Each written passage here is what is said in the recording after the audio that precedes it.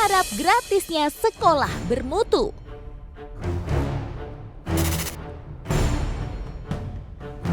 Baru-baru ini nih, Mahkamah Konstitusi ketuk palu buat gratisin sekolah dasar untuk anak-anak di seluruh Indonesia. Termasuk buat anak-anak yang tengah belajar di sekolah swasta. Keputusan ini tentu saja bikin heboh emak-emak. Ada yang bersorak gembira, tak sedikit pula yang berpikir kritis dan pesimis. Pasalnya nih, menggratiskan anak sekolah tentu bukan perkara mudah. Apalagi di saat pemerintah tak cukup dana. Lantas bagaimana tuh tanggapan masyarakat akan keputusan kontroversial ini?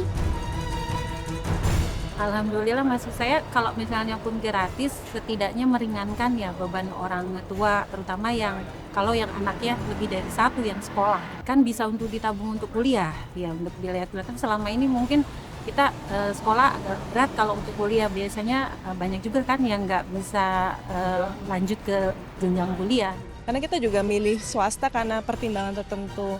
Swasta juga pasti membutuhkan biaya kan, nggak mungkin dari subsidi dari pemerintah, itu agak bingung juga. Jangan sampai walaupun swasta gratis nanti standarnya diturunkan, kan biaya swasta juga mereka ada biaya untuk infrastruktur, untuk menggaji karyawan, guru-guru.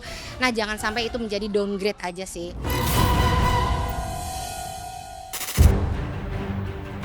Sekolah swasta bonafit emang selalu menjadi incaran kaum emak-emak sebagai wahana memberi pendidikan dasar anak-anaknya.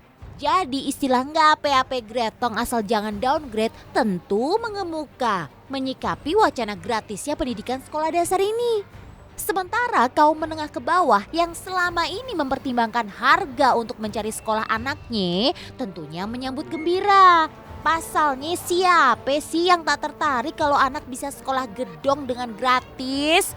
Jadi nggak menutup kemungkinan sekolah dengan mutu dan fasilitas pendidikan terbaiklah yang nantinya menjadi rebutan. Sebenarnya sih kalau pemerintah siap, ya tidak apa-apa. Tapi harus bisa mewujudkan pendidikan yang berkualitas. Karena pengalaman kami untuk mewujudkan pendidikan yang berkualitas itu biayanya tidak sedikit.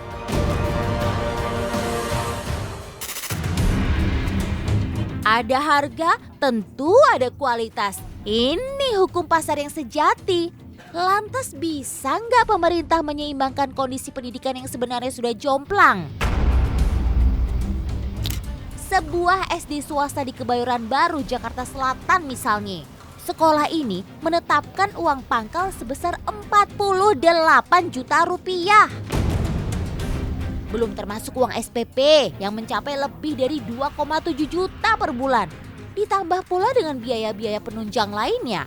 Wajar aja pembiayaan cukup mahal. Karena tak cuma fasilitas yang menjadi perhatian, mutu pendidikan dan tenaga pengajarnya pun selalu menjadi perhatian. Namun swasta tak hanya sekolah internasional. Masih ada banyak swasta yang harganya terjangkau. Salah satunya SMP swasta di Bilangan Melawai, Jakarta Selatan. Saat ditanya mengenai keputusan MK yang menyatakan SMP gratis, kami cukup dikejutkan bahwa ternyata sekolah ini sudah menerapkannya. Kalau di kami SMP Purnama sudah ikut juga program PPDB bersama kalau tahun lalu, dan tahun ini itu SPMB bersama. Itu sebenarnya nggak jauh beda sih, Mbak. Jadi anak sekolah di swasta dan pembiayaannya selama 3 tahun itu dibiayai oleh pemerintah. Jadi bisa dibilang gratis juga.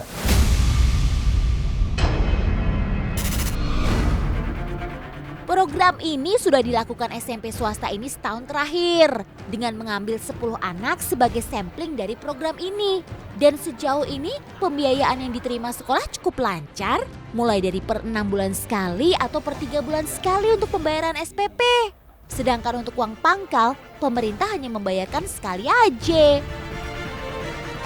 Kalau uang pangkal di sini ya termasuk murah ya, di bawah 5 ya. Kalau SPP di bawah 500 masih. Jadi kita masih pembiayaannya tidak terlalu besar, namun ya untuk operasional mencukupi. Beberapa anak sudah merasakan manfaat program ini. Selama pembelajaran tidak ada kutipan uang sama sekali. Di sini ada dikutip nggak uang apa? Enggak ada. Nggak ada dikutip apa? Enggak ada. Buku atau apapun bagaimana? Enggak ada.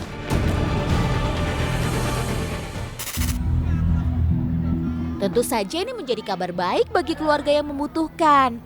Sayangnya program ini hanya berada di DKI Jakarta. Karena anak-anak yang bisa ikut program ini harus mengantongi kartu Jakarta Pintar.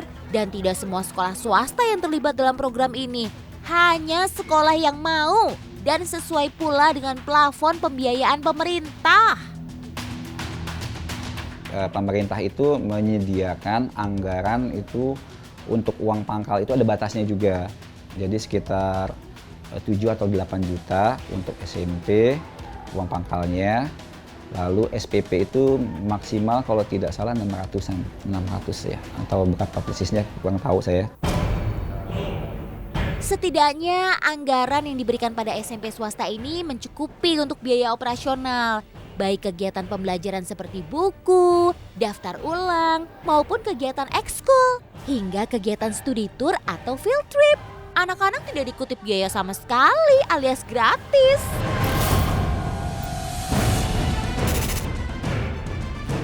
Pro kontra mengenai anggaran dan kualitas pendidikan SD SMP terus bergulir. Namun yang pasti, kebijakan yang baik ini harus disambut dengan implementasi yang logis agar bisa tercapainya hak dasar warga negara, yakni mendapatkan pendidikan yang layak.